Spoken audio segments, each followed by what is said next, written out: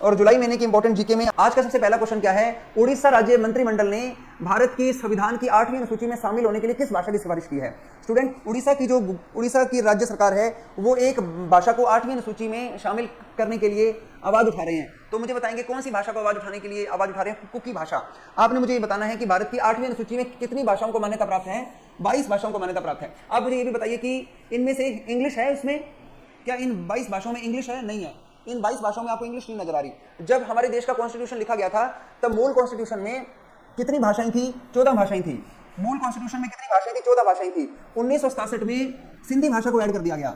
1967 में सिंधी भाषा ऐड हुई और 1992 के अंदर भारतीय संविधान की 8वीं अनुसूची में कोंकणी, मणिपुरी, नेपाली इन भाषाओं को भी ऐड कर दिया। और 2003 में 4 भाषाएं और ऐड की गई, बोडो, डोगरी, मैथिली, संथाली।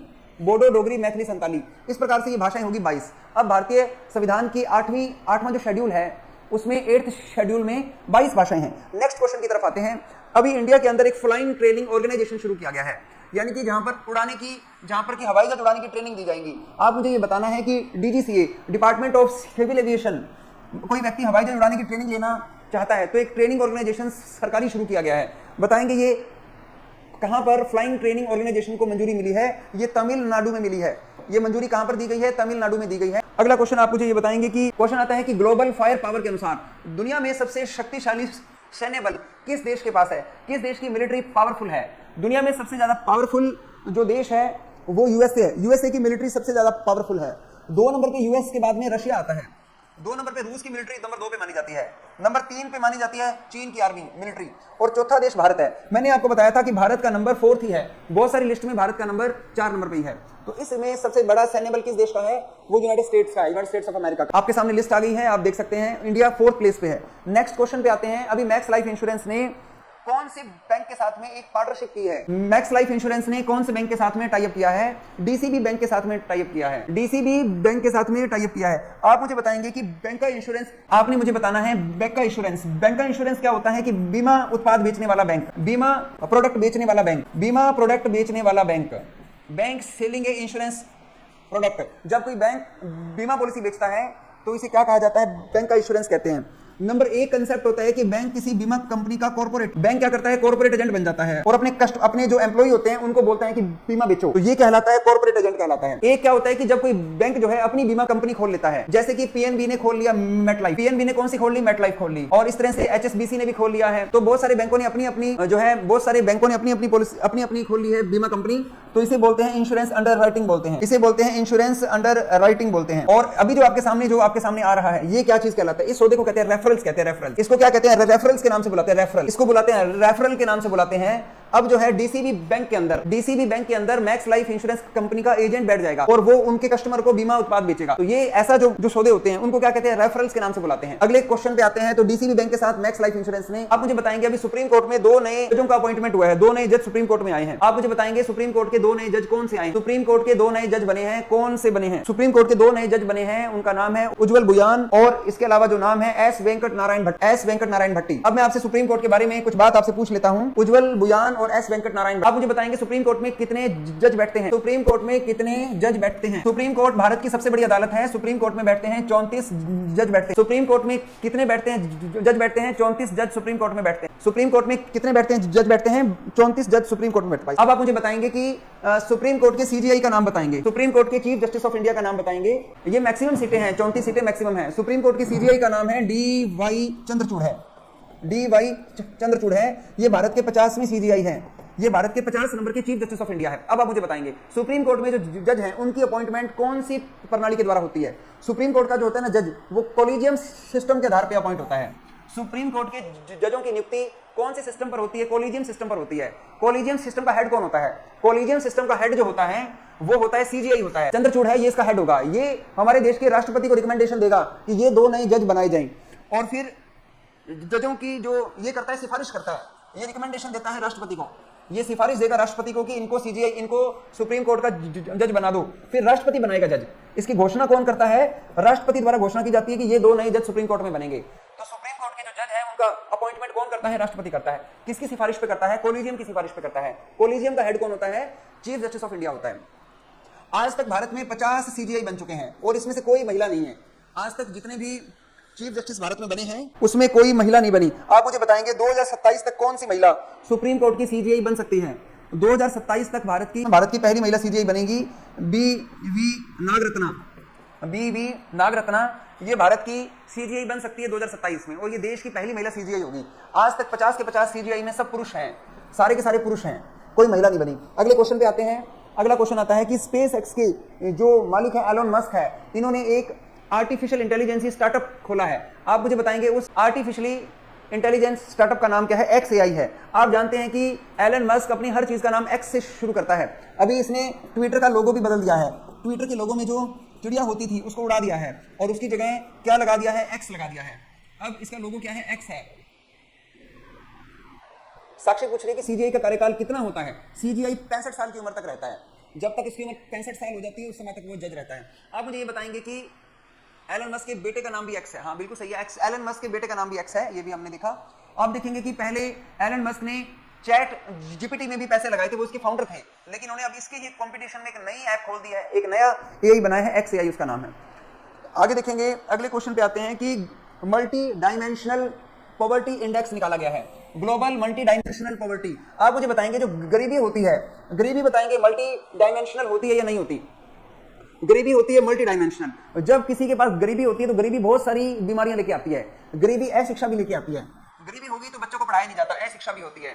जब गरीबी होती है तो आदमी इलाज भी नहीं अच्छे से लेता, तो घर में क्या आ जाती है? बीमारी आ जाती है। और बच्चे कैसे हो जाते हैं? कुपोषित हो जाते हैं। उनको सही ढंग से लालन पोषण यानी माल न्यूट्रिशन, कुपोषित हो जाते हैं बच्चे। और जिस घर में पैसे नहीं होते हैं, महिलाओं का भी शोषण होता है। महिलाओं को जो है दबाया जाता है, मतलब महिलाओं को भी काम करने के लिए, बाहर जाने के लिए कहा जाता है। तो ये सारी समस्याएं गरीबी से उत्पन्न होती है। तो क्वेश्चन आता है कि मल्टी डायमेंशनल पॉवर्टी इंडेक्स कौन निकालता है? Multi dimensional poverty index UNDP और ओपीएचआई द्वारा मिलकर निकाला जाता है। तो देखेंगे मल्टी डायमेंशनल पॉवर्टी इंडेक्स जो है ये यूएनडीपी का हेडक्वार्टर न्यूयॉर्क में है।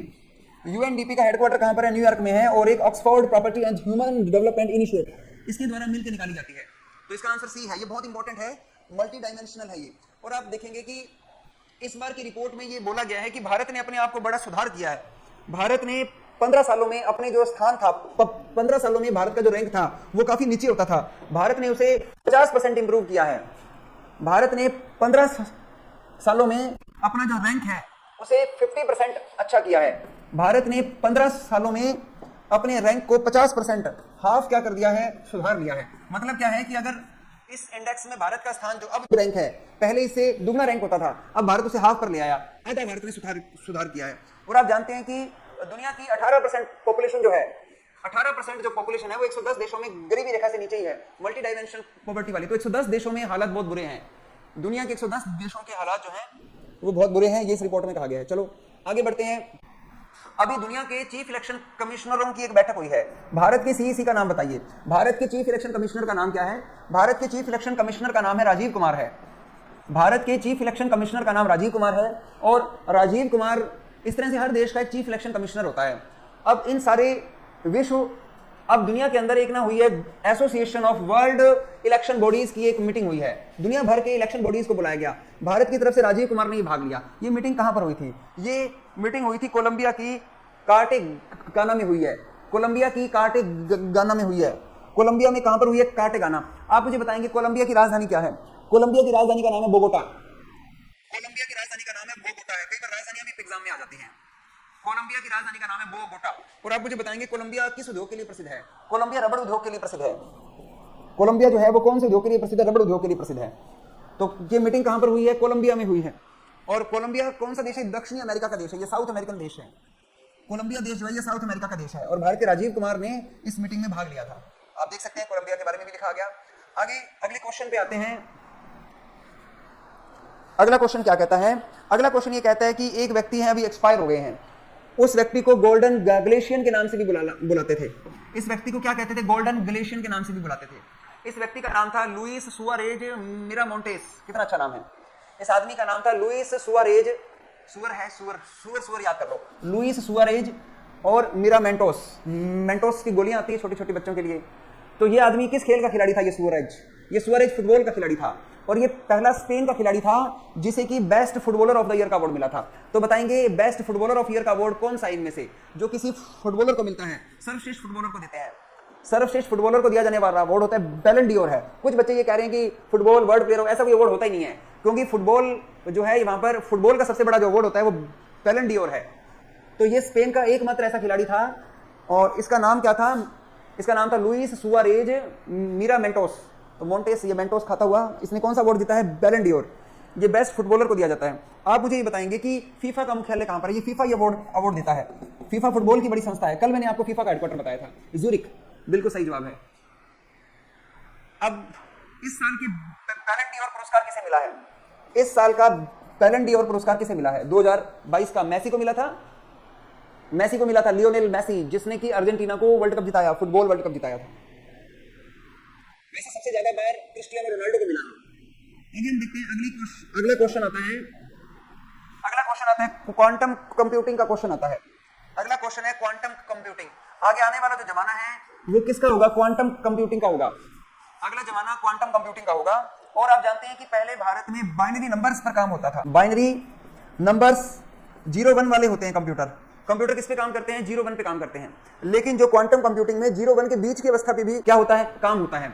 अभी हाल ही में एक क्वांटम कंप्यूटर बनाया है जिसका नाम है मेजोराना जीरो मोड्स है। तो ये एक अच्छा माइलस्टोन हासिल कर लिया। कौन सी कंपनी ने क्वांटम कंप्यूटिंग में एक नया चीज बनाई है जिसका नाम है मेजोराना जीरो मोड्स। क्या नाम है? जीरो मोड पे काम करेगा। किसने बनाई है? माइक्रोसॉफ्ट ने क्वांटम कंप्यूटिंग में एक नया माइलस्टोन प्राप्त कर लिया है। तो कौन सी ने किया है? ये क्वांटम कंप्यूटिंग में माइक्रोसॉफ्ट ने किया है। अगले क्वेश्चन पे आते हैं। तो माइक्रोसॉफ्ट कभी क्वांटम कंप्यूटिंग की तरफ आगे बढ़ रही है। एक त्योहार है, इस त्योहार का नाम है केर पूजा। ये नोट कर लो, ऐसे इंपॉर्टेंट क्वेश्चन होते हैं। ग्रामीण बैंकों में तो ऐसे मेले मूले। एक बार आया था हरियाणा के अंदर एक मेला होता है, सूरज कुंड का मेला होता है। ये क्वेश्चन पेपर में आया था, सूरज कुंड का मेला कहाँ होता है? तो ये किसी को मतलब अपने एरिया में लोगों को पता है ये मेला हरियाणा में भरता है। तो ऐसे करके ये मेले मूले के क्वेश्चन बहुत आते हैं पेपर में। तो ये केर पूजा त्योहार कहां पर मनाया जाता है? ये केर पूजा त्योहार है, ये त्रिपुरा में मनाया जाता है। त्रिपुरा कहां पर मनाया जाता है? ये त्रिपुरा में मनाया जाता है। अगला क्वेश्चन आता है कि OLX का नाम आपने सुना होगा। OLX में पुराना सामान बेचते थे। OLX का एक ऑटो बिक्री, OLX इंडिया जो है ना, इसका एक ऑटो सेल्स डिपार्टमेंट भी है। लोग इसमें अपनी गाड़ियां बेचते थे, पुरानी कार बेचते थे। लेकिन OLX का ये वाला बिजनेस जो था ना, ये नहीं अच्छा चलता था। अब OLX ने अपना ये वाला जो बिजनेस है, ये कार ट्रेड टेक को बेच दिया है। ये किसको बेच दिया है? कार ट्रेड टेक को बेचा है। कार ट्रेड टेक जो है ये कारें ऑनलाइन बेचते हैं। तो ये कार बेचने की एक वेबसाइट है कार ट्रेड टेक। इसको OLX ने अपना कारों वाला बिजनेस बेच दिया है। कितने में बेचा है ये सौदा? ये 537 करोड़ रुपए का सौदा है। 537 करोड़ रुपए का सौदा। इनमें सबसे ज्यादा रुपए में देख सकते हैं, तो ऊपर वाली अमाउंट ये मिलियंस में 537 करोड़ में ये सौदा हुआ है। OLX ने बेच दिया अपना व्यापार। विश्व कौशल विकास डे कौन सी तारीख को मनाया जाता है? वर्ल्ड यूथ स्किल डे कौन सी तारीख को मनाया जाता है? ऑप्शन बताइए। 15 जुलाई को मनाया जाता है। यूथ स्किल डे कौन सी तारीख को मनाया जाता है? ये 15 जुलाई को मनाया जाता है। अगला क्वेश्चन आता है, एक किताब है, इसका लेखक आपने बताना है कौन है। ये एक रिपोर्ट है, सॉरी बुक नहीं, एक रिपोर्ट है, ए वर्ल्ड ऑफ डेप्थ। ये रिपोर्ट कौन निकालता है? ए वर्ल्ड ऑफ डेप्थ की रिपोर्ट है। ये रिपोर्ट कौन निकालता है और ये रिपोर्ट कौन सी संस्था द्वारा निकाली जाती है? स्टूडेंट्स, इसमें ऑप्शन है ही नहीं, इसमें आंसर ही नहीं है। इसमें आंसर है नहीं, तो कुछ बच्चे जवाब दे रहे हैं, लेकिन इसमें ना गलती से ना आंसर ही नहीं है। इसका आंसर है यूनाइटेड नेशंस निकालता है ये रिपोर्ट। ये रिपोर्ट कौन निकालता है? ये रिपोर्ट यूएनओ निकालता है। वर्ल्ड ऑफ डेप्थ की रिपोर्ट कौन निकालता है? यूएनओ निकालता है।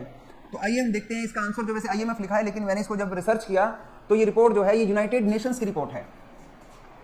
ये रिपोर्ट किसकी है? यूनाइटेड नेशंस की रिपोर्ट है। ऐसे लगता है कि ये उधार की रिपोर्ट है, तो ये वर्ल्ड अंकटाड या वर्ल्ड ट्रेड ऑर्गेनाइजेशन द्वारा निकाली जाएगी। लेकिन ये एंटोनियो गुटेरेस जो है, जो संयुक्त राष्ट्र संघ के महासचिव है, उनके द्वारा ये रिपोर्ट को जारी किया गया है। कितने देशों पर लोन वगैरह से संबंधित ये रिपोर्ट है।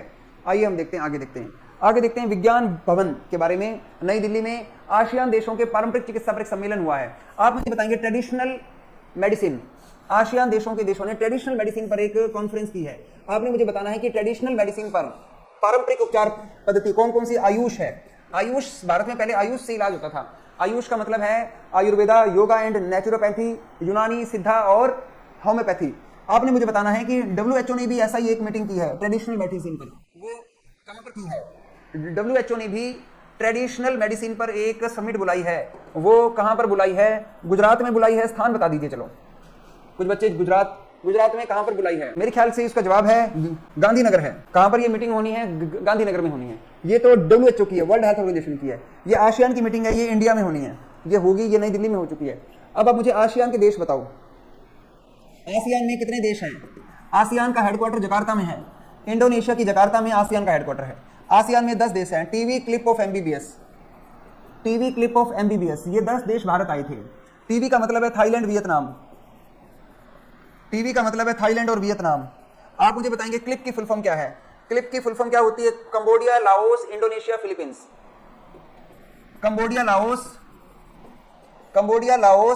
Indonesia, Philippines. Cambodia, Laos, Indonesia, Philippines. अगले पेज पे सॉरी लिखा ही हुआ है, ये अपने लिखने में ऐसी टाइम खराब कर रहे हैं, तो ये आप लिख लेना, अगले पेज पे लिखे हुए हैं नाम। और MBBS की फुल फॉर्म क्या होती है? MBBS की फुल फॉर्म क्या होती है? अब इसमें 11 देश हो गए हैं और इसका 11वां देश कौन सा है? इसका 11वां देश मेंबर बनेगा पूर्वी तिमोर मेंबर बनेगा।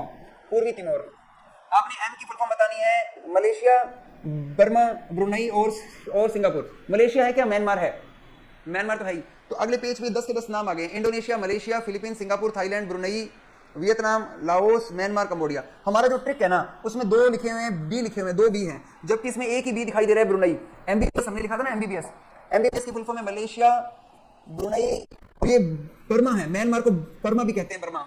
और एस की मतलब फुल फॉर्म है सिंगापुर। तो ये MBBS की फुल फॉर्म ये रही। आपने मुझे ये बताना है कि ASEAN + 6 क्या है? आजकल ASEAN + 6 का कंसेप्ट आ गया है। आज अब एक नया ग्रुप बना है ASEAN + 6। आप मुझे बताएंगे कौन कौन से देश हैं जो ASEAN + 6 में आते हैं? ASEAN + 6 में ऑस्ट्रेलिया, न्यूजीलैंड आता है। वो 6 देश जो ASEAN में अभी ऐड होना चाहते हैं। ऑस्ट्रेलिया, न्यूजीलैंड एक जैसे देश हैं, आसपास के देश हैं, ये भी ऐड हो रहे हैं। भारत और चीन भी ऐड हो रहे हैं, और जापान भी ऐड हो रहा है, और एक देश है दक्षिणी कोरिया। तो ये सारे देश हैं जो कि ASEAN + 6 के देश हैं। ASEAN की स्थापना 8 अगस्त को हुई थी। ASEAN डे 8 अगस्त को मनाया जाता है। और ASEAN का आदर्श वाक्य क्या है? 1 विजन, 1 आइडेंटिटी और 1 कम्युनिटी। ASEAN का हेड ऑफिस जकार्ता में है। अब आप मुझे बताएंगे कि दुनिया में जकार्ता जो है वो डूबने वाला है या नहीं है? जकार्ता के अंदर पानी जो है वो ऊपर बढ़ रहा है, जो समुद्रों का लेवल ऊपर बढ़ रहा है। दुनिया में फास्टेस्ट सिंकिंग की कैपिटल कौन सी है? जकार्ता है। जकार्ता किसकी राजधानी है? इंडोनेशिया की राजधानी है। क्या अब इंडोनेशिया अपनी राजधानी को बदलने वाला है या नहीं है? इंडोनेशिया अपनी राजधानी को बदलने वाला है, क्योंकि दुनिया के नक्शे से जकार्ता खत्म हो जाएगा, जकार्ता पानी में डूब जाएगा। अब इन्होंने न्यू संतारा, ये इंडोनेशिया की नई राजधानी बन जाएगी। इंडोनेशिया की नई राजधानी का नाम क्या है? नू संतारा है। वेनिस भी डूब रहा है, लेकिन इंडोनेशिया, जकार्ता जो है फास्टेस्ट सिंकिंग कैपिटल है, सबसे तेज गति से डूबने वाला शहर है, पानी से भर गया है चारों तरफ। आगे हम देखते हैं कि चंद्रयान 3 मिशन को जिस रॉकेट से लॉन्च किया गया था, उस रॉकेट का नाम बताओ। चंद्रयान 3 जिस रॉकेट से लॉन्च किया गया था, आपने देखा होगा उसका नाम LV-M3M4 नाम है, लेकिन उसका एक्चुअल नाम GSLV Mark 3 है। ये M3 का मतलब है Mark 3, तो ये GSLV Mark 3 है। इसके साथ में GSLV वर्ड जो है वो हटाया है एक बार, तो GSLV को क्या करते हैं, इसको LV भी बोल देते हैं, ये नाम हटा के LV-M3M4 भी कह देते हैं। वैसे इसका असली नाम GSLV-M3M4 है, इसका कंप्लीट नेम, क्योंकि नाम बहुत बड़ा है इसीलिए। अब मुझे बताना है कि ये हमारी धरती से ये कितने किलोमीटर की ऊंचाई तक गया है? चंद्रयान 3 ने कितने किलोमीटर की दूरी तय की है? उसमें मीटर लगा हुआ था। जब चांद पे वो पहुंचा श्रीहरिकोटा आंध्र प्रदेश से, जमीन से उसने कितने किलोमीटर की दूरी तय की है? 384। हमारी राज्यसभा की, नई पार्लियामेंट में राज्यसभा की सीटें हैं, तो 3,84,000 किलोमीटर, 3,84,000 किलोमीटर की दूरी तय की है। ये क्वेश्चन बहुत इंपॉर्टेंट है, मेरा नाम लिख लेना, क्योंकि ऐसे दूरियों के क्वेश्चन आ जाते हैं पेपर में। दूरी पूछ लेते हैं कि चांद से धरती की दूरी कितनी है? 3,84,000 किलोमीटर दूर है चांद। चलो अच्छी बात है। आप मुझे बताएंगे कि कितने दिन लग गए चांद पे पहुंचने में? चांद पे पहुंचने में लगे 45 दिन लग गए। घूमता घूमता गया है ये, बिल्कुल बहुत गेड़ियां काटी हैं इसने। पहले हमारी पृथ्वी की गेड़ी लगाता रहा, फिर चांद की गेड़ियां मारता रहा, ऐसे किलोमीटर कुछ तो फालतू ही लग गए। और रशिया वाला 5 दिनों में पहुंच रहा था, लेकिन वो गिर गया। हमारे आराम से पहुंचे हैं। आगे हम देखते हैं 45 दिनों में चांद पे पहुंचे हैं। अब फ्रांस के राष्ट्रपति है इमैनुअल मैक्रों हैं। ये फ्रांस के सबसे युवा प्रधान राष्ट्रपति हैं, सबसे जवान हैं। इन्होंने अपने देश का सर्वोच्च नागरिक सम्मान, फ्रांस का सबसे बड़ा सम्मान लीजन ऑफ द ऑनर, ये किसको दे दिया है? लीजन ऑफ द ऑनर किसको दिया है? ये मोदी जी को दिया है, प्रधानमंत्री नरेंद्र मोदी जी। तो आप मुझे बताएंगे नरेंद्र मोदी जी को पापुआ न्यू गिनी ने अपना सर्वोच्च नागरिक सम्मान दिया? पापुआ न्यू गिनी ने इस साल दिया? क्या फिजी देश ने अपना सर्वोच्च नागरिक सम्मान दिया? क्या इजिप्ट ने दिया? इजिप्ट ने EGYPT, इजिप्ट ने दिया, मिस्र ने भी दे दिया। क्या प्रधानमंत्री मोदी जी को ग्रीस देश ने अपना सर्वोच्च नागरिक सम्मान दिया? ग्रीस ने भी दिया, और इन सारे देशों ने दिया। और किसने दे दिया? ये फ्रांस ने भी दे दिया, ग्रीस, फ्रांस। अब मोदी जी इनाम इकट्ठे कर रहे हैं, बाद में इनको बेच देंगे हम। मोदी जी को जितने भी पुरस्कार मिले हैं पहले भी उन्होंने बेचे थे, अब भी बेचेंगे। ठीक है, तो याद हो जाएंगे Papua, New Guinea, Fiji, Egypt, Greece, France. कैसे याद करोगे आप?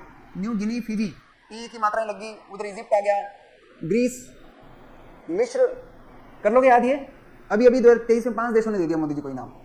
आगे देखते हैं, विनोद मंकारा की नई किताब आई है। विनोद मंकारा कौन है? विनोद मंकारा ने ये किताब ना, जहां से चंद्रयान 3 लॉन्च किया गया ना, जहां से चंद्रयान 3 लॉन्च किया गया, चंद्रयान 3 श्रीहरिकोटा से लॉन्च किया, और ये अपनी किताब लेके वहीं पहुंच गया। तो लोगों को कहता कि वहां जो खड़े थे, सोमनाथ को कहता मेरी किताब का विमोचन कर दो। वो कहता तू यहाँ क्यों ले आया किताब? क्या बस अच्छी जगह लग रही है मुझे, मैं यहीं से अपनी किताब को विमोचन करवाऊंगा। किताब का नाम है प्रिज्म, इंद्रधनुष का पूर्वज आवास। किताब का नाम बस याद करो, प्रिज्म किताब है। तो ये जो प्रिज्म किताब है, ये विनोद मंकारा की किताब है। ये श्रीहरिकोटा आंध्र प्रदेश से लॉन्च हुई है। ये कहां से लॉन्च हुई है? श्रीहरिकोटा आंध्र प्रदेश से लॉन्च की गई है। आगे हम देखते हैं, अभी भारत को ग्रीन हाइड्रोजन के लिए 1 बिलियन यूरो का लोन दिया है। तो यूरो में लोन बताइए कौन देता है? और ग्रीन हाइड्रोजन के लिए मिला है, ग्रीन हाइड्रोजन के लिए मिला है। बताया था मैंने आपको, यूरो में मिलता है ये लोन, ग्रीन हाइड्रोजन के लिए है ये लोन में, बताया था मैंने आपको। तो ये लोन यूरो में लोन कौन देगा? यूरोपियन नेशनल बैंक देगा, नेशनल बैंक देगा। अब ये एडीबी थोड़ी देगा यूरो में, एडीबी तो डॉलर में कामकाज करता है अपना। वर्ल्ड बैंक भी किस पे काम करता है? डॉलर में करता है। आईएमएफ अपना लोन जो है वो देता है एसडीआर में, स्पेशल ड्राइंग एसडीआर में लोन देता है। तो यूरो में लोन किसने दिया है? यूरोपियन सेंट्रल बैंक ने। ये मैंने जब आपको लोन वाला टॉपिक पढ़ाया था, क्या मैंने आपको अंतरराष्ट्रीय संस्थाओं द्वारा दिए गए सारे लोन आपको बता दिए? सारे लोन, वर्ल्ड बैंक ने, आईएमएफ ने, एडीबी ने, सारे लोन आपको बताए हैं। वीडियो भी पड़ी है एप्लीकेशन पे, रिकॉर्डिंग में भी है, शायद रिकॉर्डिंग है या नहीं है उसकी, आप उसे एक बार रिवाइज कर लेना। सारे जो मैंने आपको पढ़ाया वो बहुत इंपॉर्टेंट टॉपिक है, ये हो चुका है आपकी क्लास में, इसलिए मैं ज्यादा डिटेल में नहीं बताऊंगा। ग्रीन हाइड्रोजन क्या होती है बहुत बार बता दिया। रिजर्व बैंक ऑफ ऑस्ट्रेलिया की पहली महिला प्रमुख बनी है। आप मुझे बताएंगे, रिजर्व बैंक ऑफ इंडिया जो है, क्या इसकी गवर्नर कभी कोई महिला बनी है? रिजर्व बैंक की गवर्नर कोई महिला बनी है? रिजर्व बैंक की गवर्नर कोई औरत बनी है? नहीं बनी, कभी कोई महिला गवर्नर नहीं बनी। रिजर्व बैंक का 25वां गवर्नर जो है वो शक्तिकांत दास है। ये सारे आदमी हैं। आज तक कभी नोटों पे किसी लक्ष्मी ने साइन नहीं किए। वैसे जब लड़की होती है कहते लक्ष्मी आई आंगने, तो नोटों पर लक्ष्मी जी को देके देखो एक बार, गवर्नर बनाओ, औरत को बनाओ, देखो क्या होता है। क्या आपका रुपए का रेट बढ़ जाए, रुपए की वैल्यू बढ़ जाए। तो गवर्नर आज तक कभी औरत नहीं बनी। तो लेकिन ऑस्ट्रेलिया के अंदर पहली महिला बनाई गई अभी इन्होंने गवर्नर, नाम बताओ। तो बताएंगे रिजर्व बैंक की पहली महिला governor, reserve bank of Australia की पहली महिला गवर्नर कौन बनी है? Michel bullock. मिशेल बुलोक, बोलो मिशेल बुलोक, याद हो जाएगा, मिशेल बोलो, अभी बोलेगी, बन गई है गवर्नर। मिशेल उठाओ, मशाल उठाओ और बोलो।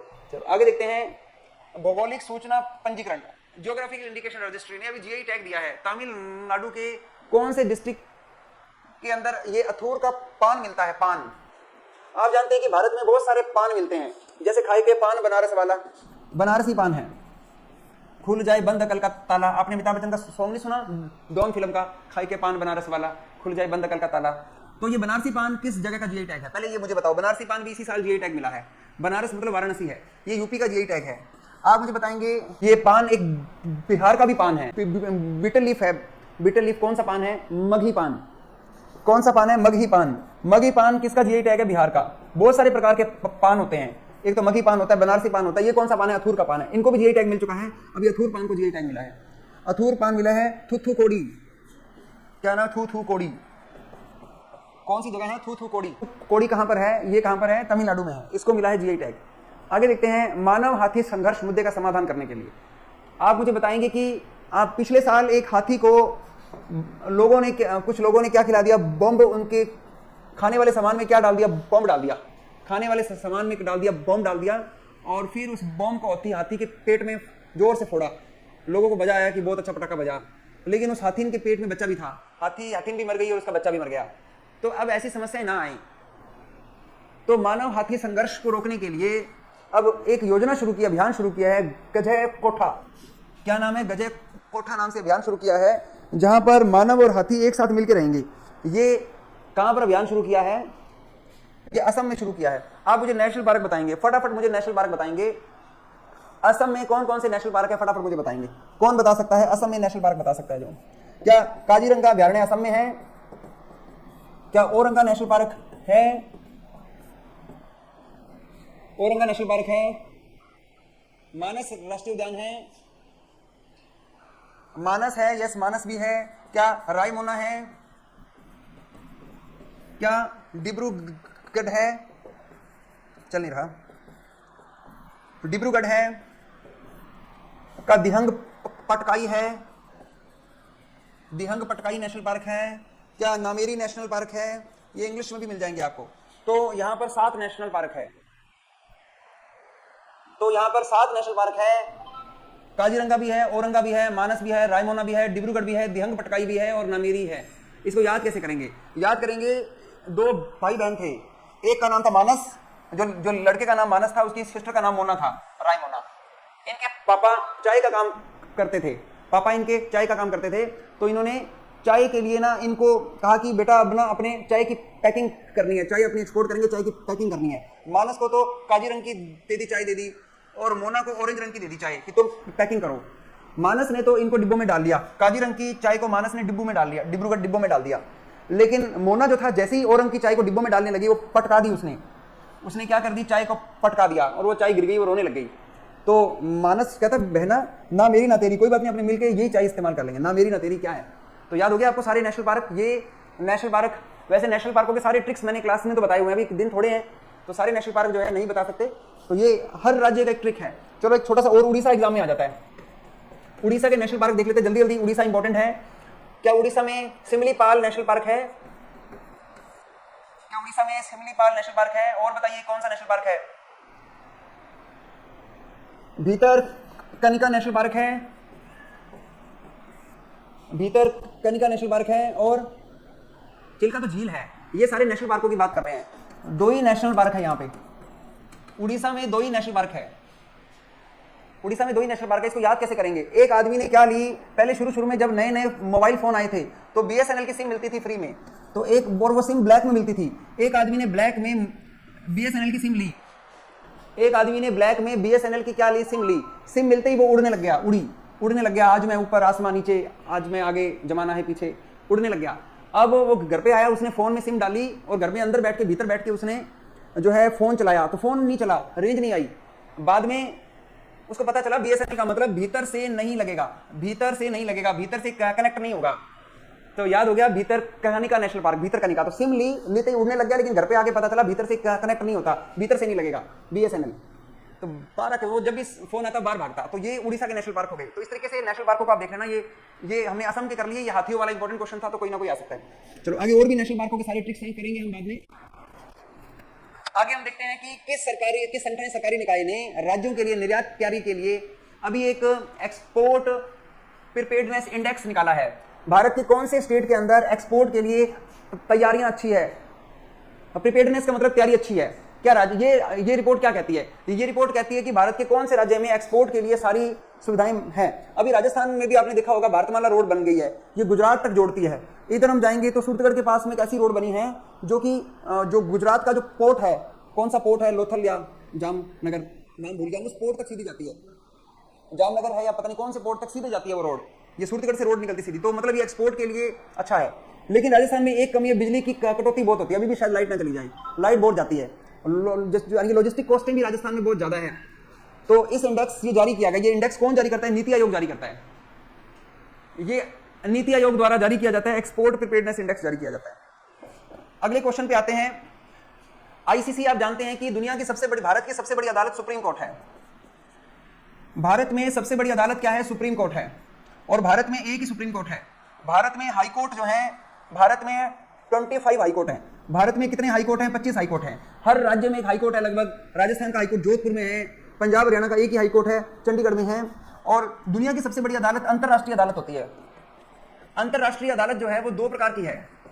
अंतरराष्ट्रीय अदालत जो है, एक तो ICJ है और एक है ICC है। अंतरराष्ट्रीय अदालत, इंटरनेशनल जो कोर्ट है वो 2 प्रकार की है। दोनों की दोनों हेग में है। ये दोनों एक ही बिल्डिंग में है। हेग नीदरलैंड में है ये दोनों। इंटरनेशनल कोर्ट कहां पर है? हेग नीदरलैंड में है। जैसे कि आप जानते हैं कि अगर कोई क्रिमिनल केस होता है वो ICC में लड़ा जाता है। इंटरनेशनल क्रिमिनल कोर्ट में केस लड़े जाते हैं। ICC में अंतरराष्ट्रीय आपराधिक मामले लड़े जाते हैं।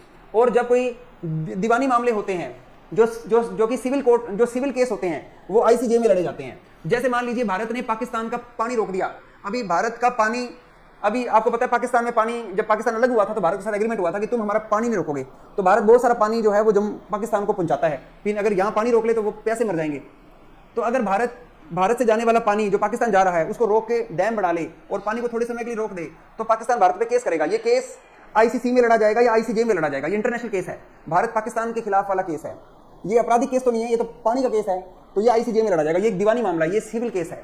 और अगर भारत पाकिस्तान पे अटैक कर दे और उसके सिविल लोगों को मार दे, वहां पे बम फेंक दे उसके इलाके में जाके और बेसहारा लोग मारे जाएं, तो ये आपराधिक केस है, ये आईसीसी में लड़ा जाएगा। इन अंतर्राष्ट्रीय अदालत में एक भारतीय जज भी है। अंतर्राष्ट्रीय अदालत में भारतीय जज जो है उसका नाम दलवीर भंडारी है, उसका नाम है दलवीर भंडारी। ये एक जज हैं जो भारत के जज हैं और अंतर्राष्ट्रीय अदालत में बैठते हैं।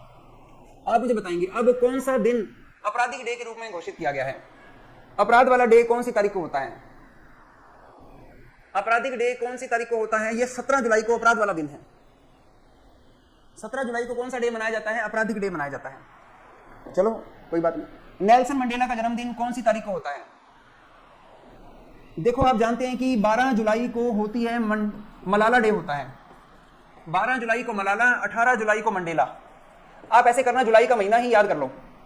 जुलाई का महीना 1 मिनट लगेगा, अभी याद कर लेते हैं। सारा जुलाई का महीना याद कर लेते हैं, एक बीच बीच में इंपॉर्टेंट डे याद कर लेते हैं।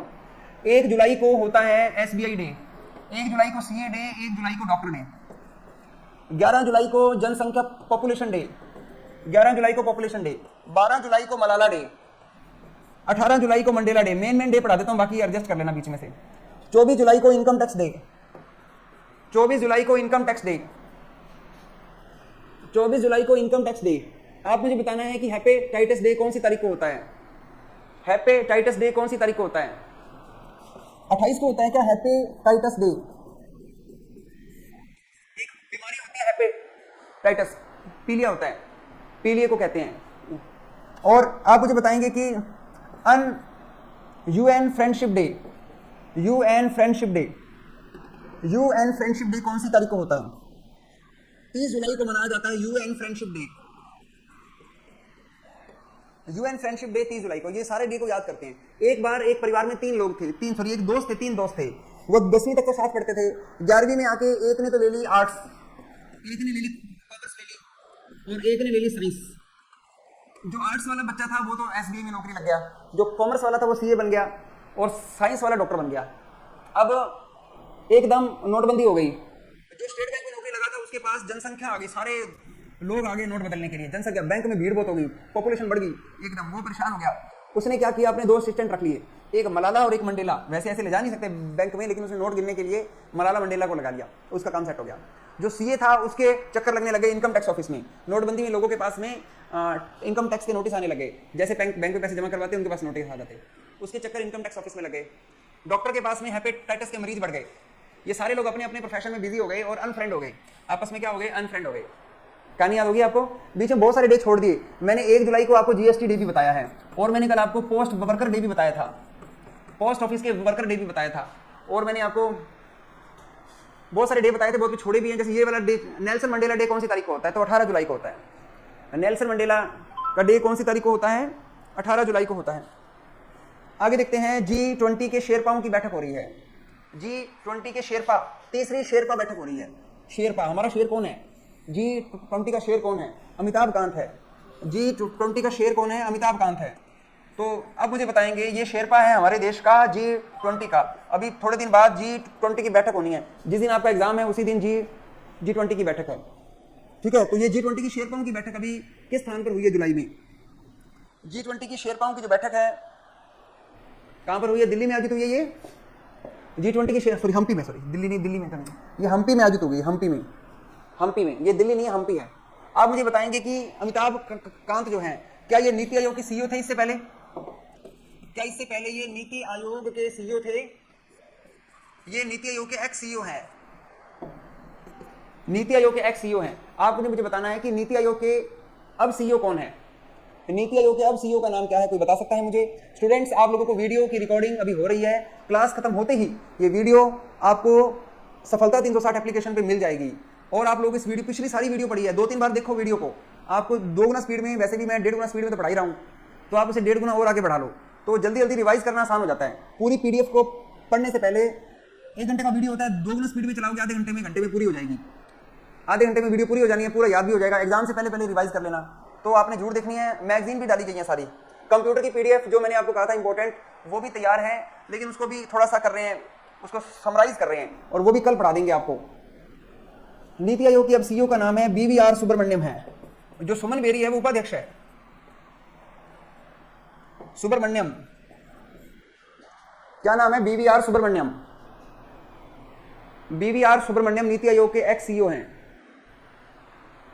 वैसे कंप्यूटर की तो मैंने आपको पीडीएफ दे दी है, कंप्यूटर उसी में से आएगा, हिंदी भी उसी में से आएगी। हिंदी को पढ़ लेना अच्छे से, कंप्यूटर की पीडीएफ अच्छे से पढ़ लेना।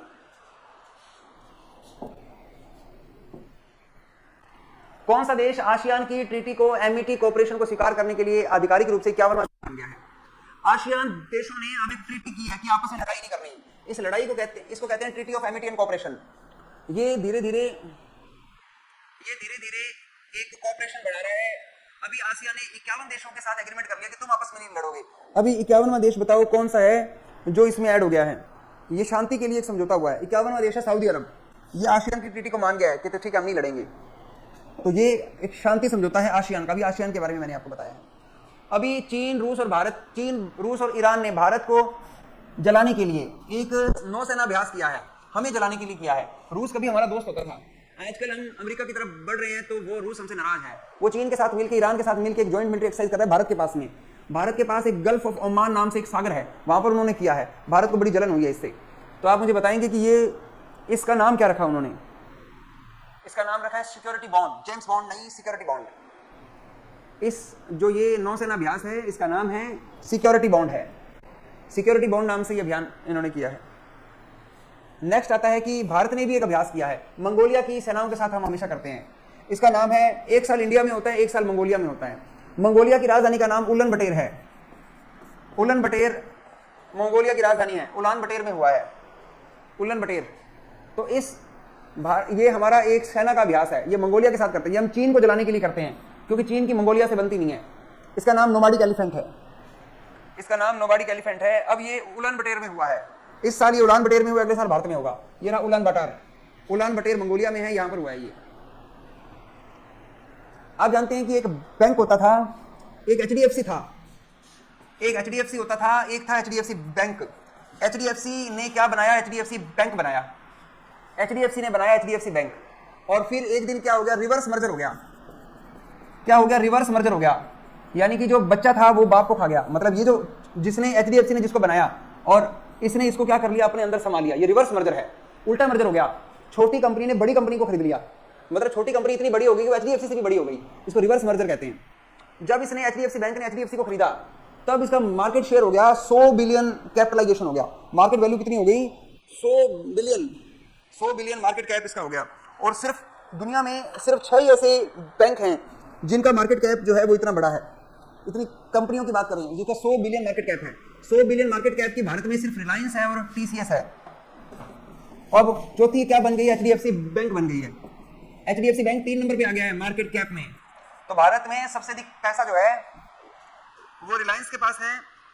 सॉरी, अब TCS जो है 3 नंबर पे चली गई है। सॉरी, ये TCS नंबर 3 पे हो गई है। पहले 2 नंबर पे थी, अब 3 नंबर पे हो गई है। HDFC जो बैंक है ये 2 नंबर पे आ गया है, और HDFC बैंक 2 नंबर पे आ गया है, और TCS नंबर 3 पे आ गई है। ये होता है रिवर्स मर्जर।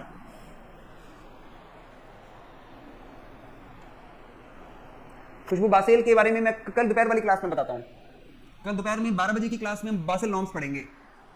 उस दिन भी क्लास में रह गया था कल। आज तो मुझे ऑफिस जाना था, आज हमारे एजेंट डे था। आज हमें सुबह 10 से 11 बजे हमारी क्लास ली थी। क्या आप सुबह 10 बजे वाली क्लास में आए थे?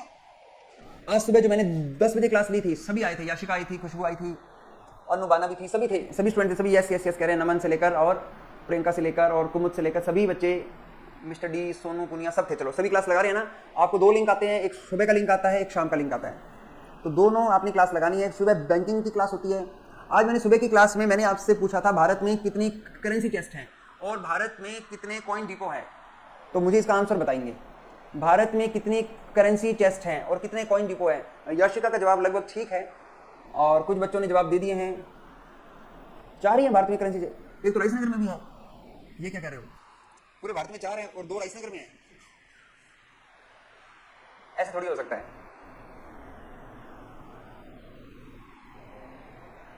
चलो कल बताना मुझे, आप देख के बताना, ऑनलाइन देख लो, रिजर्व बैंक की वेबसाइट पे मिल जाएगा। 4442 बता रहे हैं बच्चे। चलो कल देखना आप। तो भारत में मार्केट कैपिटलाइजेशन में सबसे बड़ी कंपनी रिलायंस है, 2 नंबर पे एचडीएफसी है, 3 नंबर पे टीसीएस है। आपने मुझे ये बताना है कि दुनिया में सबसे बड़ी मार्केट कैप कंपनी कौन सी है। दुनिया में 1 नंबर पे जेपी मॉर्गन है, दुनिया पे 1 नंबर पे जेपी मॉर्गन है, 2 नंबर पे बैंक ऑफ अमेरिका है, 2 नंबर पे क्या है, बैंक ऑफ अमेरिका है, 3 नंबर पे आईसीबीसी बैंक है चीन का, 4 नंबर पे एग्रीकल्चर बैंक ऑफ चाइना है, 5 नंबर पे है वेल्स फार्गो कंपनी है, 5 नंबर पे वेल्स फार्गो है, 6 नंबर पे एचएसबीसी है, और एचडीएफसी दुनिया में 7 नंबर पे है। 7 नंबर पे एचडीएफसी बन गया है बैंक, दुनिया में 7वां बड़ा बैंक, 7वीं बड़ी मार्केट कैप है ये। कार्तिक जो आप आंकड़े बता रहे हो ये ना चेंज हो गए, ये ओल्ड आंकड़े, रामकिशन भी ओल्ड आंकड़े बता रहे हैं, ये सब चेंज हो गए। आप देखेंगे कि अब एचडीएफसी का नंबर दुनिया में कौन सा हो गया है, 7वां नंबर है। पहले नंबर पे जेपी मॉर्गन है, 2 नंबर पे बैंक ऑफ अमेरिका है, 3 नंबर पे चाइना का आईसीबीसी है, फिर एग्रीकल्चर बैंक ऑफ चाइना है, फिर वेल फर्गो है, एचएसबीसी है, और अब 7 नंबर पे एचडीएफसी आ गया है। अगले क्वेश्चन पे आते हैं। मनोज आहूजा भारत के कृषि सचिव हैं। मनोज आहूजा भारत के क्या हैं, कृषि सचिव हैं। इन्होंने एक भारत नाम से स्कीम लॉन्च की है, इन्होंने एक भारत नाम से एक स्कीम लॉन्च की है। इसने कहा है कि एग्रीकल्चर इंफ्रास्ट्रक्चर के लोन दो, आप देश में एग्रीकल्चर इंफ्रास्ट्रक्चर को अच्छा कर दो, एग्रीकल्चर इंफ्रास्ट्रक्चर को अच्छा कर दो, और एक सारे बैंकों को कहा है कि अगर कोई एग्रीकल्चर इंफ्रास्ट्रक्चर लोन मांगता है तो दो। तो इस स्कीम का नाम है भारत स्कीम में अब banks heralding accelerated rural and agriculture transformation. गांव की सड़क बनानी है, गांव में पुल बनाना है, गांव में डिग्गी बनानी है, तो ये भारत नाम से एक स्कीम के तहत फंड दिया गया। अब क्वेश्चन आता है कितने रुपए दिए हैं इसके अंदर, इस फंड में 42,000 करोड़ रुपए दिया है, सॉरी 42,000 रुपए मिलेंगे इस स्कीम में, 42,000 रुपए है। टोटल लोन पूरे देश में मिलेगा 24,750 करोड़ का लोन मिलेगा, और इसमें total outlay of scheme is 42,000 रुपए। देखना पड़ेगा 42,000 रुपए हैं या ये 42,000 लोन दिए जाएंगे, 42,000 रुपए के लोन दिए जाएंगे। इतने में क्या होगा, कुछ नहीं होता। क्या डिग्गी बन जाएगी, कुछ नहीं होता। अभी ब्रेक लेते हैं स्टूडेंट, थोड़े से टॉपिक के बाद ब्रेक ले लेते हैं। अभी 8 ही बजे हैं, अभी तो एक घंटा ही तो हुआ है, थोड़ा ब्रेक, आधा घंटा और बढ़ा दें फिर ब्रेक ले लेंगे। भारत के किस हवाई अड्डे पर 4 रनवे बनाए गए हैं, भारत के किस हवाई अड्डे पर 4 रनवे बनाए गए हैं। इंदिरा गांधी इंटरनेशनल एयरपोर्ट पे बनाए गए हैं। 4 क्या बनाए गए, रनवे बनाए गए हैं। नेक्स्ट क्वेश्चन पर आता है, जम्मू कश्मीर ने नागरिक केंद्रित सेवाओं के मोबाइल आधारित आपका मोबाइल हमारा दफ्तर नाम से ई गवर्नेंस की एक एप्लीकेशन लॉन्च की है। ये उर्दू भाषा में है, आपका मोबाइल हमारा दफ्तर, आपका मोबाइल हमारा दफ्तर। ये एक ऐप लॉन्च की है ताकि लोगों का जो आधार कार्ड है, जो भी उनके काम है, उनके ऐप पर अपने आप हो जाए। तो ये क्या है, ये चीज बताएंगे मुझे। ई गवर्नेंस की स्कीम है, ये कौन सी स्कीम है, ई गवर्नेंस की स्कीम, मोबाइल दोस्त ऐप है, ऐप का नाम है मोबाइल दोस्त ऐप है। आईआईटी गो ग्लोबल, भारत सरकार की योजना है कि जितने भी आईआईटीज हैं भारत के, उनको विदेशों में स्थापित करो। आपको ये पता है कि भारत का पहला आईआईटी जो था मद्रास, इसने तंजानिया में जंजीबार में ऑफिस अपनी एक ब्रांच खोली है। आईआईटी मद्रास ने तंजानिया में जंजीबार में अपनी एक ब्रांच खोली थी। अभी कौन सी आईआईटी ने एक विदेश में ब्रांच खोली है, आईआईटी दिल्ली ने खोली है, यूएई में अबू धाबी में एक ब्रांच खोली है। तो यूएई आईआईटी दिल्ली ने अबू धाबी में एक ब्रांच खोली है। तो कौन सी स्कीम के तहत ये ब्रांचें खुल रही हैं, IIT go global. Next question पे आते हैं। अगला क्वेश्चन आता है कि भारत के अंदर अभी 7वां भारत मोबाइल कांग्रेस शुरू किया गया है, ये प्रगति मैदान में शुरू हुआ है। भारत मोबाइल कांग्रेस है, ये दिल्ली में प्रगति मैदान में शुरू हुआ है। तो आपने मुझे ये बताना है कि इसकी थीम क्या है, इसकी थीम क्या है, ग्लोबल डिजिटल इनोवेशन। मोबाइल में बड़े इनोवेशन हुए हैं। आप देखते हैं कंप्यूटर में इतने इनोवेशन नहीं हुए, जितने मोबाइल में फीचर आए हैं उतने कंप्यूटर में फीचर नहीं आए। मोबाइल देखो कैसे शुरू हुआ था, तब लैपटॉप उस समय में था, लैपटॉप ऐसे ही पड़ा है, लैपटॉप के अंदर कुछ अधिक परिवर्तन नहीं हुए ज्यादा, लेकिन मोबाइल का तो सारा कुछ ही चेंज हो गया। तो ट्रांसफॉर्मेशन हो गया, डिजिटल ट्रांसफॉर्मेशन। इंडिया राइजिंग, एक वैज्ञानिक की जीवनी का लेखक कौन है। इंडिया राइजिंग किताब का लेखक कौन है। ये किताब एक आदमी ने अपनी जीवन लिखी है, आर चिदम्बरम ने लिखी है, और इसको लिखने नहीं आती, इसने किसी से लिखवाई है, इसने सुरेश से लिखवाई है। अब इसने सुरेश गंगोत्रा से लिखवाई है। तो ये किताब तो जीवनी इसकी है, आर चिदम्बरम की किताब है, इसने सुरेश गणगोत्रा से लिखवाई है। लेखक किसी से लिखवाता है किताब। आप जानते हैं कि सचिन तेंदुलकर को 24 जुलाई को 50 साल के हो गए, 24 अप्रैल को सचिन तेंदुलकर का 50वां जन्मदिन था। एक किताब सचिन ने लिखी है, सचिन एट 50। ये किताब सचिन ने किससे लिखवाई है? ये सचिन ने बोरिया मजूमदार से लिखवाई है। बोरिया, टाइप ही नहीं हो रहा है। बोरिया मजूमदार से किताब लिखवाई है, बोरिया। चलो, अभी नरेंद्र मोदी ने वीर सावरकर इंटरनेशनल एयरपोर्ट में एक नई टर्मिनल बिल्डिंग का लोकार्पण किया है। इस हवाई अड्डे पे जाने का मौका मिला था। इस हवाई अड्डे में उमस बहुत ज्यादा है। मैं नवंबर में महीने में गया था इस एयरपोर्ट पे, और इतनी गर्मी, इतना पसीना, मतलब उमस, आसपास ना पानी, थोड़ा सा ऐसा लग रहा था कि इस एयरपोर्ट में सफोकेशन ज्यादा है। वीर सावरकर इंटरनेशनल एयरपोर्ट के अंदर एक नया टर्मिनल बना दिया है। ये पोर्ट ब्लेयर के अंदर है। ये हवाई अड्डा कहां पर है? पोर्ट ब्लेयर में है। ये हवाई अड्डा कहां पर है? पोर्ट ब्लेयर में है। बिल्कुल सही जवाब है आप लोगों के। आपको पता है कि वीर सावरकर को पोर्ट ब्लेयर में, अंडमान निकोबार में काले पानी की सजा हुई थी। कौन सी सजा सुनाई गई थी? काले पानी की सजा सुनाई गई थी, और इन्हीं के नाम पे यहां पर एयरपोर्ट बनाया गया है। अभी चीन ने अपना एक रॉकेट ऐसा बनाया, उसने मीथेन गैस से आसमान में भेज दिया रॉकेट। चीन की एक निजी, चीन वाले कुछ भी कर सकते हैं। इसने मीथेन गैस से रॉकेट में भर के और रॉकेट को ऑर्बिट में पहुंचा दिया। मीथेन गैस कहां से मिलती है? चावलों के खेत से आती है। चावल के खेत में मीथेन गैस होती है, निकलती है। वो मीथेन गैस सिलेंडर में भर के रॉकेट उड़ा दिया उसने। तो बताएंगे उस रॉकेट का नाम बताओ। जो Q2। क्या नाम है? जो Q2। इस रॉकेट का नाम है जो Q2। जो Q2। अब हम देखते हैं कि एक योजना है, पीएम मित्र पार्क है। पीएम मित्र की फुल फॉर्म है मेगा इंटीग्रेटेड टेक्सटाइल रीजन अप्रैल पार्क। यानी कि प्रधानमंत्री मोदी जी एक कपड़ों के पार्क बना रहे हैं। कपड़ों का पार्क, कपड़े का पार्क, मतलब उसमें कपड़े ही मिलेंगे। कपड़े वाले, मतलब टेक्सटाइल जो उद्योग हैं, उनके लिए एक सारी सुविधाएं एक जगह मिलेंगी। तो ऐसा पार्क कहां पर बनाया जा रहा है? पीएम मित्र के द्वारा ऐसा टेक्सटाइल पार्क जो है महाराष्ट्र में अमरावती में बनाया जा रहा है। अमरावती महाराष्ट्र वाला, ये अमरावती दो हैं। एक अमरावती आंध्र प्रदेश में भी है, आंध्र प्रदेश की नई राजधानी है। एक अमरावती इधर है, महाराष्ट्र वाला अमरावती है। तो आपको पता है इसने वहां पर एक और कंपनी को खरीद लिया है। और एक नया, आप जानते हैं रेजर पे, तो जानते होंगे ये क्या है? ये रेजर पे क्या है? ये पेमेंट एग्रीगेटर है, ये पेमेंट गेटवे है।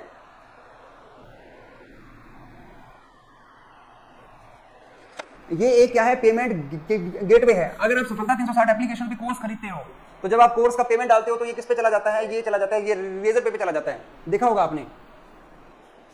तो ये रेजर पे चला जाता है। तो रेजर पे अब मलेशिया में भी काम शुरू कर दिया इसने कौन से देश में काम शुरू किया है? मलेशिया में।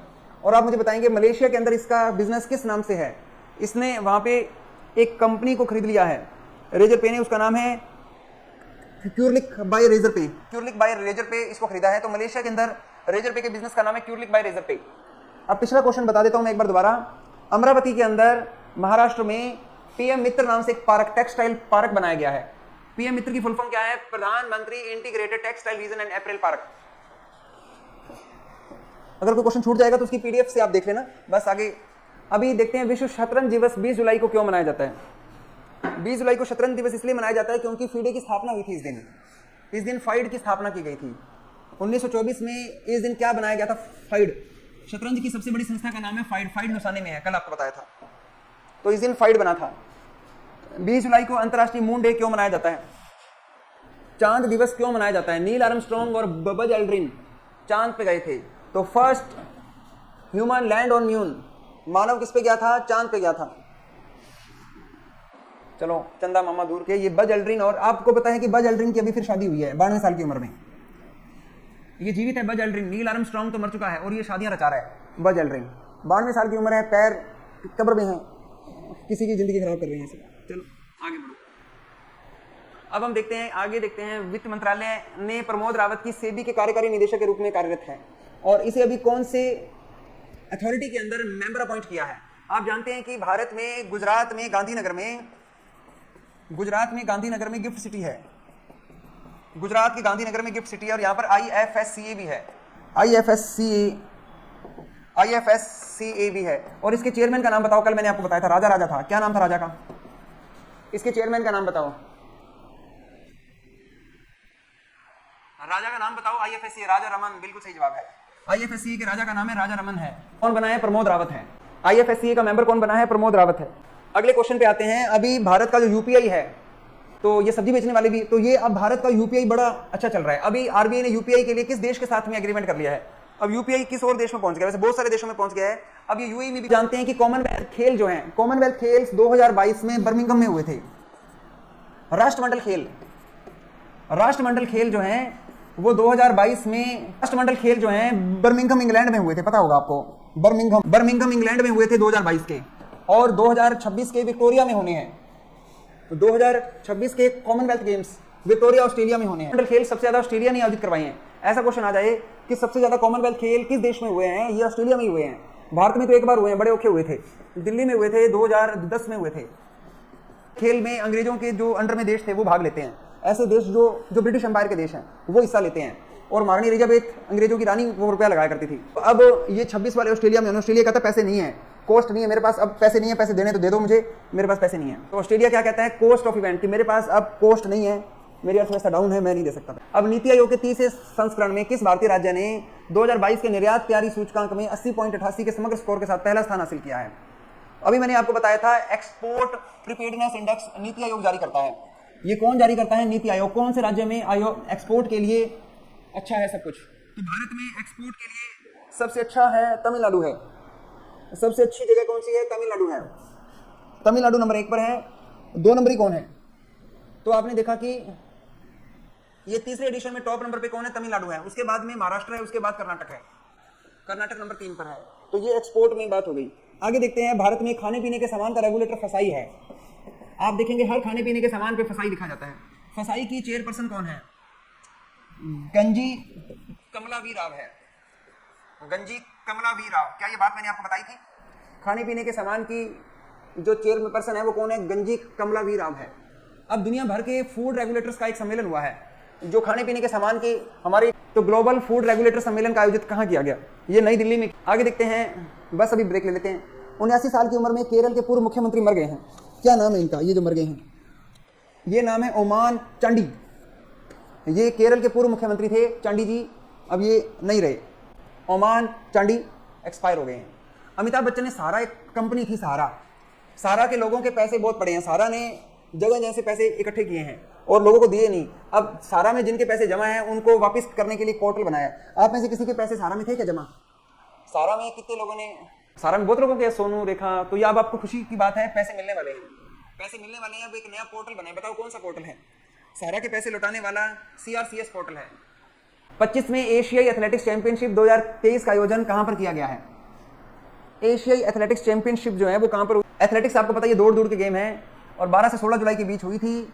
और भारत को टोटल कितने मेडल मिले हैं? भारत को 6 गोल्ड मेडल मिले हैं, बस इतना याद कर लो। और 27 सिल्वर हैं और 9 ब्रॉन्ज है। टोटल 27 मेडल मिले हैं भारत को। तो दौड़ के गेम में भारत ने अच्छे मेडल जीते हैं। हेनले पासपोर्ट इंडेक्स में भारत का स्थान बताओ। पहले से अंकों में सुधार हुई है या पहले से नीचे गिरा है? पहले से सुधार हुई है। पहले भारत का 87वां रैंक था, अब भारत का 80वां रैंक है। अब भारत का कौन सा रैंक है? 80वां रैंक है। पहले 87वां था। तो ए नंबर है, भारत का स्थान 80वां। 1 नंबर देश बताओ कौन सा है? हेनले पासपोर्ट इंडेक्स सबसे शक्तिशाली पासपोर्ट किसका है? पहले जापान का होता था शक्तिशाली पासपोर्ट। अब किस देश का पासपोर्ट शक्तिशाली है? जिन लोगों को फटाफट ही वीजा मिल जाता है। एक भारत वाले वीजा लेने के लिए पैसे देते फिरते हैं, वीजा नहीं मिलता। सिंगापुर है। 1 नंबर पे देश कौन सा है? सिंगापुर है। सिंगापुर हेलने पासपोर्ट में 1 नंबर पे है। 2 नंबर पे कौन से देश है? 2 नंबर पे 3 देश हैं। 2 नंबरी देश 3 देश है, जापान, इटली। इसका उत्तर भी क्या है? ये सिंगापुर है। इसका उत्तर भी क्या है? सिंगापुर है। ये दोबारा आ गया क्वेश्चन। SBI कैपिटल मार्केट का हेड कौन बना है? SBI का हेड कौन है पहले बताओ। आपको मैं बता दूं कि सिंगापुर 1 नंबर पे है, जापान, इटली, जर्मनी 2 नंबर पे है। हेनले पासपोर्ट में ये पासपोर्ट की बात कर रहे हैं। सबसे अच्छा पासपोर्ट सिंगापुर का है। Germany, Japan, Italy. Germany, Japan, Italy, JJI। Germany, Japan, Italy 2 number पे है। जापान में स्पेन है। जर्मनी, स्पेन, इटली 2 नंबर पे है और जापान 3 नंबर पे है। जापान नंबर 3 पे है। आपसे पूछा था SBI कैपिटल का चेयरमैन कौन है? SBI कैपिटल का राज्य कुमार सिन्हा है। राज्य कुमार सिन्हा है। और FIRC बहुत इंपॉर्टेंट क्वेश्चन। अभी रिजर्व बैंक ने FIRC शुरू किया है। विदेशों से जो पैसे आते हैं उसका सर्टिफिकेट। बस 1-2 क्वेश्चन और है, फिर ब्रेक देते हैं आपको। तो विदेशों से जो पैसे आते हैं उसका एक सर्टिफिकेट होता है, फॉरेन इनवर्ड रेमिटेंस सर्टिफिकेट है, FIRC है। विदेशों से पैसे मंगाने के सर्टिफिकेट में ये FIRC नया शुरू किया है, फॉरेन इनवर्ड रेमिटेंस सर्टिफिकेट। और एक आरबीआई ने EBRC शुरू किया है। EBRC भी यही रेमिटेंस से रिलेटेड ही है, ये भी रेमिटेंस से रिलेटेड है। EBRC की फुल फॉर्म क्या होती है? इलेक्ट्रॉनिक बैंक रियलाइजेशन सर्टिफिकेट है। ये आप मुझे बताएंगे रियलाइजेशन क्या होता है? रियलाइजेशन होता है, ये भी चलो इसके बारे में डिटेल, अभी टाइम थोड़ा है, मैं ज्यादा टाइम नहीं लगाना चाहता इस क्वेश्चन पे। ये भी विदेशों से जो पैसे आते हैं उसी से रिलेटेड है। EBRC ये दोनों चीजें समझाने वाली है, बताऊंगा, डिटेल थोड़ी सी लंबी है। पाई का मान कितना होता है? 22/7। 22/7 किसका मान होता है? पाई का मान होता है। आप मुझे बताएंगे कि पाई का अप्रोक्सीमेशन डे कौन सी तारीख को होता है? पाई का अप्रोक्सीमेशन डे 22 जुलाई होगा ना, 7वां महीना, तो 22 जुलाई को होता है। 22 जुलाई को पाई का मान ऐसे ही बनाते हैं ना, पाई का मान 22/7 है, तो ये 22 जुलाई हो गया। 22 जुलाई नहीं है, हाँ 22 जुलाई है। देखो 22 हो गया, 7वां महीना हो गया। आगे मुझे बताइए वर्ल्ड ब्रेन डे कौन सी तारीख को मनाया जाता है?